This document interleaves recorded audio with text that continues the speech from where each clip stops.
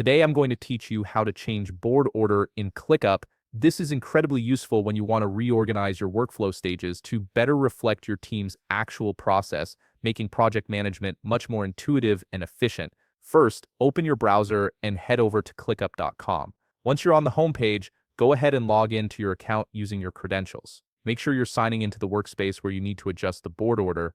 After logging in, you'll land on your main dashboard. Look for the Spaces section on your panel and click on it.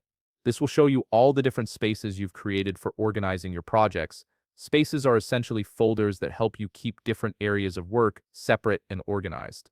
Once you're in your chosen space, navigate to the top of the screen where you'll see several view options. Click on Board to switch to the board view. This is where you can visually see all your task statuses laid out in columns, similar to a Kanban board setup. Now take a look at your current board layout. In this example, you'll see columns labeled on hold, in progress, working on it, and complete. These represent the different stages your tasks move through. However, the order might not make logical sense for your workflow right now. Let's say you want to swap the positions of in progress and working on it so they flow more naturally.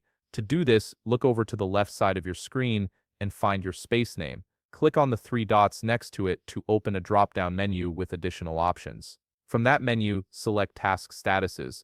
This opens up the settings where you can customize and reorder all the status columns on your board. It's a powerful feature that gives you complete control over how your workflow is structured. Now comes the easy part.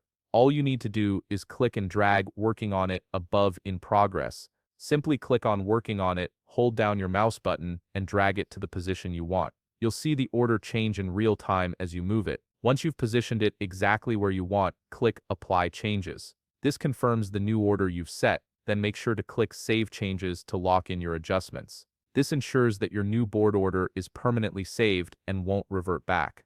Now refresh your browser tab to see the changes take effect on your actual board view.